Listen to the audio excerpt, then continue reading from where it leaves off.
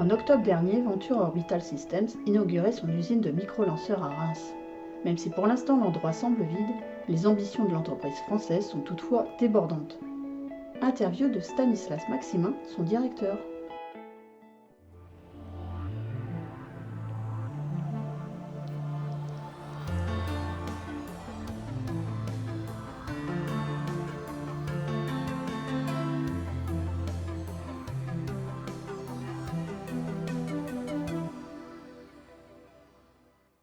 Alors Stan, un grand moment aujourd'hui. Ouais, on est quelques petites heures après l'événement et oui, un grand moment. C'est compliqué de dire, c'est le genre d'événement où on voit les personnes qui nous ont permis d'arriver jusque-là, accompagnées aux personnes qui vont nous accompagner dans le futur. Ça permet de montrer nos ambitions et on est extrêmement fiers. C'est pas tous les jours qu'on peut faire ça. Donc du coup, tu as annoncé un planning assez bluffant, moi je trouve. Un premier décollage du premier lanceur Zephyr fin 2024. Absolument. C'est pour y arriver, qu'est-ce que tu penses est-ce que forcément vous y croyez Moi, je vois, on a vu dans l'usine là, il y a un premier prototype de réservoir composite. Vous avez aussi commencé l'analyse de mission. Vous avez des modèles numériques. Il y a plein de choses. Donc du coup, tout va à 100 à l'heure, j'ai l'impression. Absolument. Ouais, tout va sans l'air, ça c'est le cas de le dire. Les équipes sont au max. On a développé un moteur fusée en 1 an.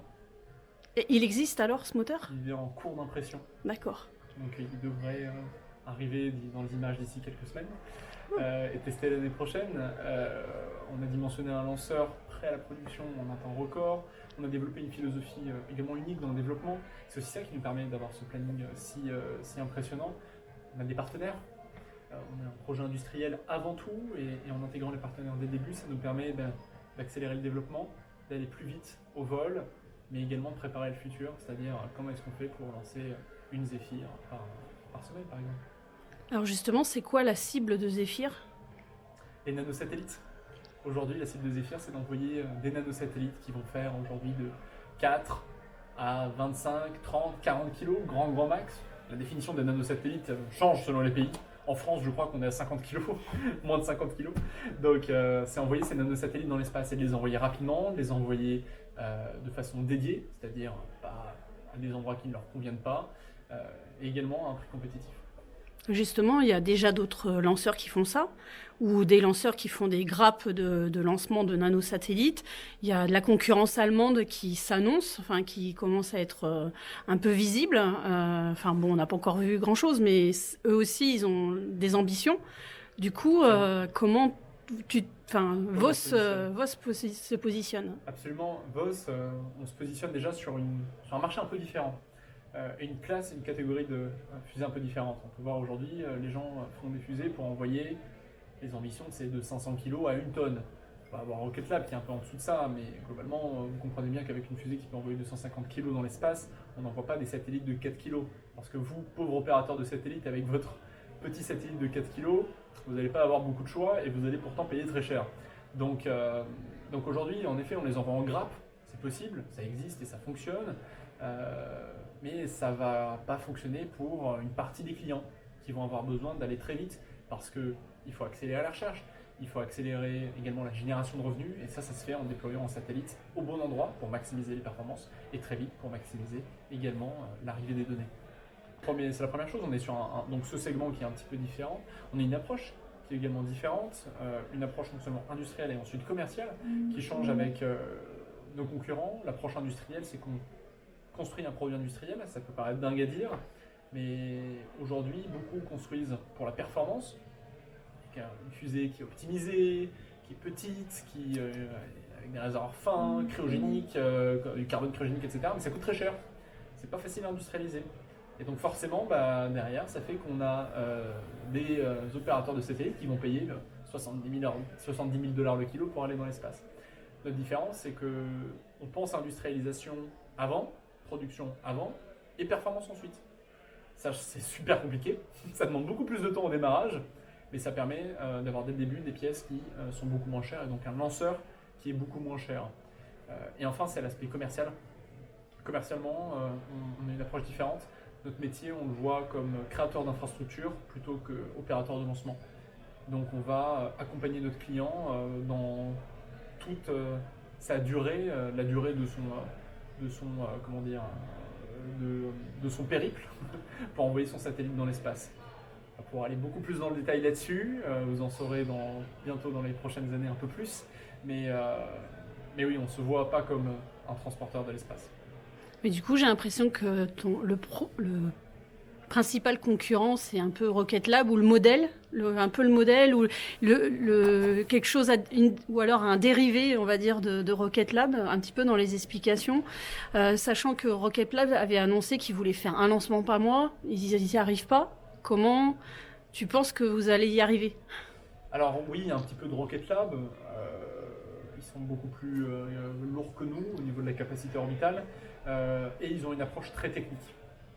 C'est la base. Maintenant, oui, le produit se ressemble un petit peu, hein. Là-dessus, il n'y a pas de doute. Il n'y a pas 6000 façons de faire des lanceurs non plus. Là-dessus, ce qu'on voit, en effet, on apprend énormément de Rocket Lab, de ce qui s'est bien passé, de ce qui s'est un peu moins bien passé. Et c'est normal, c'est des pionniers, c'est les premiers à avoir fait ça. Donc, on voit beaucoup de choses qu'on essaye d'améliorer. Cette approche justement industrielle qui nous permet également de partir des débuts en tête en disant on va avoir un marché qui est gigantesque et c'est minimum en lancement par semaine parce que on doit pouvoir répondre aux besoins et aujourd'hui Rocket Lab n'est pas encore à ce stade-là et a beaucoup sous-estimé l'aspect industrialisation dans son projet. Peter Beck le disait bien, il a parfaitement raison, ça lui a coûté plus cher d'industrialiser que d'aller au premier lancement. Donc en alliant les deux, forcément, on va au lancement rapidement et on industrialise également rapidement. Et on le fait également avec des technologies qui permettent l'impression 3D sur le moteur, ils le font également, et là-dessus il y a peu de solutions aussi efficaces, mais il y a d'autres technologies. Parfois, il faut être rustique, on apprend beaucoup pour le coup des Russes, il faut être extrêmement rustique et la performance vient après tout le reste, et parfois il faut aller chercher les pépites technologiques qui changent un peu tout, avec des startups, mais également des grands groupes qui développent des choses assez extraordinaires et qui nous permettent d'atteindre nos objectifs rapidement. Et justement, donc vous faites appel à beaucoup de partenaires, surtout français, ou essentiellement français. Très essentiellement voilà. français. Donc ça, c'est aussi un avantage, c'est de faire des circuits courts quelque part. Complètement. Aujourd'hui, un des problèmes qu'on a sur les programmes lanceurs en Europe, c'est qu'on est en Europe. Je suis un Européen convaincu, mais à la fois, d'un point de vue industriel, c'est complexe. Avoir un retour pour chacun des pays, ça ne fonctionne pas. Nous, on a cette chance d'avoir les qualités en France, l'héritage spatial en France, les nouvelles startups en France qui nous permettent d'avoir ce circuit court. En effet, tu l'as bien dit, pour la production, l'approvisionnement de pièces, l'accompagnement, etc. Donc, ce n'est pas une volonté de rester en France pour rester en France, mais on a tout ce qu'il nous faut. Alors, on ne va pas galérer à aller chercher une pièce à l'autre bout du monde. Du coup, qu'est-ce que va vous apporter? Par exemple, il y a le consortium Blast. Ça vous apporte quoi? Blast, ils nous apportent déjà de l'accompagnement technique via l'ONERA notamment. L'ONERA qui nous aide à tout ce qui est analyse de test et qui va nous aider de plus en plus sur d'autres sujets. Donc ça nous permet d'accélérer. Comment? Les moteurs, essentiellement. Par exemple, ça nous permet d'accélérer également pas mal notre développement et de valider nos systèmes. On a également un accompagnement et une aide pour l'aspect financier, aller chercher des fonds et également d'autres partenaires rayonnés au niveau de l'industrie de défense et de l'industrie spatiale de façon plus large. Et du coup, vous avez des contacts aussi avec Ariane Espace ou Ariane Group ou pas du tout ou comment... Absolument, on a même plus que des contacts, on a un Memorandum of Understanding, donc une sorte de MOU, un contrat de partenariat préliminaire avec Ariane Group. On est la première boîte à l'avoir historiquement, qu'on a signé il y a un petit peu avant l'été. Pour tester nos moteurs fusées à Vernon l'année prochaine. Super. Ouais, c'est génial. Et donc le CNES vous soutient aussi beaucoup? Absolument. Voilà. Et d'ailleurs, sur ce fameux moteur, on a un contrat de développement de R&D sur le développement du moteur Navier. D'où comptez-vous décoller? Alors le premier décollage et les suivants, ou est-ce que c'est encore trop tôt pour en parler? Non, c'est pas trop tôt. On va faire le choix et on va l'annoncer, probablement l'annoncer d'ici la fin de l'année 2021. On n'a pas encore fait notre choix, donc de toute façon, je ne peux pas donner voilà, on est en discussion avec tous les spaceports dans le monde, notamment dans le nord de l'Europe, et également en France avec le CSG. Pour la première phase, donc les premiers lancements, nos clients partent majoritairement vers le nord, en orbite SSO, héliosynchrone. Donc ça nous arrange de tirer depuis le nord, mais après on voudra également couvrir un plus large panel d'orbite. Et donc là-dessus, d'autres capacités comme potentiellement le CSG pourront être intéressants par la suite. Et du coup, pour aller sur ces spaceports, comment vous comptez transporter le lanceur? Parce que là, on n'est pas à côté d'un fleuve, comme par exemple Ariane. Il n'y a pas forcément de grand aéroport, sauf Absolument. erreur. Nul besoin de ça. D'accord. Nul besoin de ça, puisqu'on a des conteneurs dans lesquels rentre notre lanceur, dans lesquels rentrent toutes nos infrastructures de tir.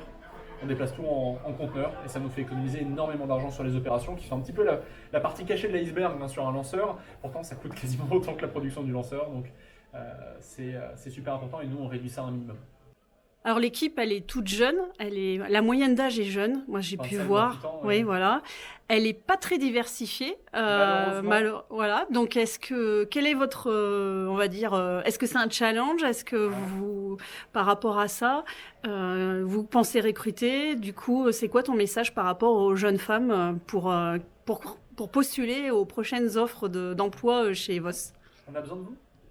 C'est le seul message que j'ai besoin de dire. On recrute 40 personnes. Aujourd'hui, on a recruté, pas malheureusement, mais on a en effet une grande majorité d'hommes dans l'entreprise, parce que l'équipe fondatrice, on était 12, donc forcément, ça fait 12 hommes d'un coup. Puis on a fait face à un deuxième problème quand on a commencé à recruter, on ne recevait pas suffisamment de candidatures. Et on a appris, c'est également notre faute. On s'est rendu compte qu'il fallait aller communiquer, qu'il fallait adapter nos offres, qu'il fallait adapter nos entretiens, qu'il fallait adapter, qu'il fallait aller chercher également ces profils-là. Voilà. C'était, je crois, le PDG ou le directeur technique de Thales Alenia Space qui disait oui, il y a peut-être que 5 ou 10% de femmes dans les écoles d'ingénieurs, mais c'est suffisamment pour staffer mon entreprise. Donc aujourd'hui, c'est également ce que je veux porter. On a besoin de plus de candidatures parce qu'on a besoin de ça pour avoir un projet qui est aujourd'hui efficace, qui avance bien, qui est diversifié. Ça fait partie de nos valeurs. Également, et on fait beaucoup d'efforts, on travaille avec des associations également là-dessus. En interne, on a mis en place plein de nouveaux process. Donc voilà, on a hâte que ça arrive. On a commencé à recruter des premiers ingénieurs et pas que, et commerciaux internationaux. Et de plus en plus également de femmes. Donc on veut plus de diversité, on a besoin de plus de diversité dans notre entreprise et dans notre secteur, et on va apprendre et s'adapter pour aller à notre objectif. J'ai une autre question qui m'est venue, du coup. J'entends quelquefois des gens qui dénigrent le spatial parce que l'empreinte écologique est pas bonne, notamment les lanceurs. Là, vous faites un lanceur à kérosène, RP1 et oxygène liquide. Du coup, ce n'est pas très éco-friendly. Voilà. Enfin, qu'est-ce que tu réponds à ça, ou comment vous abordez cette problématique peut-être d'éco-responsable? Ce qu'on peut dire déjà, c'est qu'on pollue beaucoup moins qu'un avion. C'est bête à dire. Aujourd'hui, tous nos lancements par an pollueront beaucoup moins qu'un avion. Deuxième chose, c'est que ce qui pollue le plus dans les lanceurs, c'est pas forcément le kérosène qui brûle, que la conception du lanceur. Et nous, on travaille beaucoup sur ce qu'on appelle l'éco-conception, avec nos partenaires et en interne, pour qu'on puisse être respectueux de l'environnement, à la fois de nos employés et également de l'environnement général. Ça nous tient beaucoup à cœur. On a même notre PMO, notre Project Manager Officer, qui a mené une association pour sauver les abeilles, etc., et qui est passionné de ce genre de choses. C'est pas le seul, il y en a beaucoup, donc c'est une vraie dynamique en interne également. Et enfin, je dirais, on n'a pas... il faut quelque chose pour... il faut parfois... j'essaie de trouver mes mots, c'est... on n'a rien sans rien, c'est-à-dire aujourd'hui, ce qu'apportent les satellites que nous on compte envoyer, c'est l'impact est démesuré par rapport au coût, l'investissement de temps et d'argent par rapport à la pollution qui doit être réduite que ça implique. Et un dernier point un petit peu à part que la pollution sur notre planète, il y a le point de la pollution spatiale, et là-dessus on travaille avec des entreprises et des startups qui sont spécialistes de ça pour réduire notre empreinte également dans l'espace. Parce que oui, on veut envoyer des dizaines et des dizaines de satellites et des centaines et des milliers, très bien, mais il faut qu'on soit responsable. Et ça va passer par des régulations, mais également par les entreprises qui s'engagent à être responsables et à pas jouer au cow-boy là-haut. Merci Stan, c'était un dernier mot, peut-être. Merci beaucoup à tous les passionnés. Ça fait énormément de plaisir de voir qu'on a ce soutien-là. on vient de ce monde-là, on était passionnés avant de lancer notre boîte et avant de travailler dans le spatial. Donc c'est aujourd'hui ce qui nous anime. Donc merci d'être passionné, continuez à être passionné, allez chercher plus de monde. On a besoin que tout le monde se tourne vers le spatial parce que c'est l'industrie du futur et c'est l'industrie qui va nous permettre aujourd'hui d'avoir un environnement beaucoup plus durable.